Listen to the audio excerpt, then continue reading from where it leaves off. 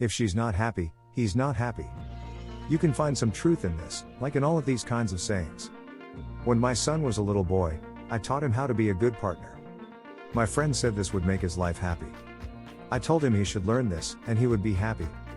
When people can't be intimate with each other, they often break up with each other. This is because life is all about relationships. The irony of intimacy is that it's easy to learn and makes you happy because it makes you feel warm and fuzzy. Because in everything, it's the little things that matter. If men knew how easy it was to make women happy, they would do it. 1.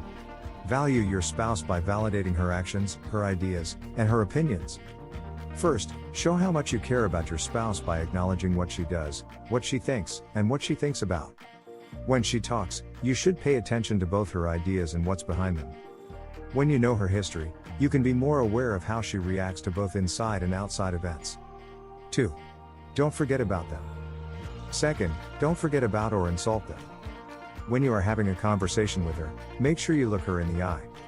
That's one of the most important things you can learn about being close. When you talk to her, let her know that you are there for her. When you don't agree with her ideas, don't roll your eyes or make faces. Instead, ask questions if you don't understand or need more help.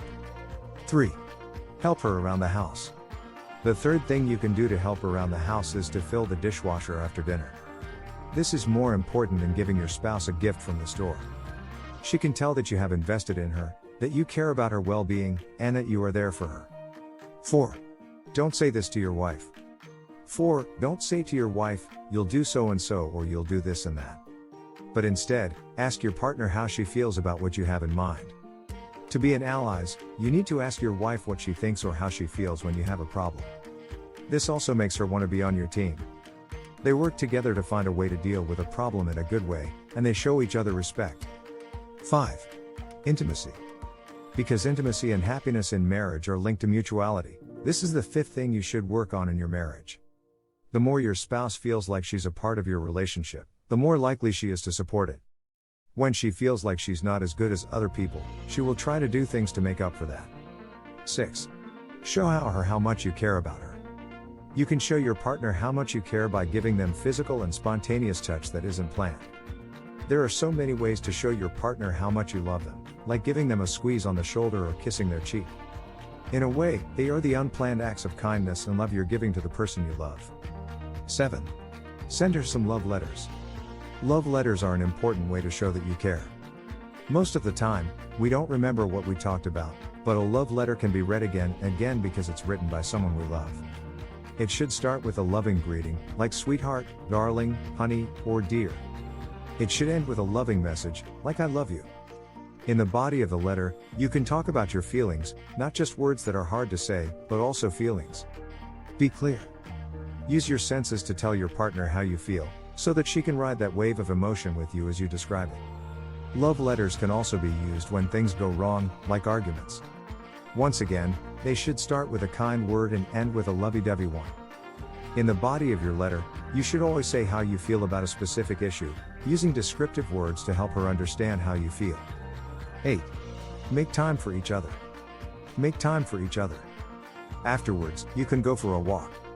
Then there are movies and baths. You can also go on dates and trips. In order for you and your partner to be able to connect without distractions, it doesn't have to cost money. It must also give you a chance to remember what it's like to share your thoughts and feelings, as well as your moments and experiences. Remember to keep your eyes only on her when you're out with other people.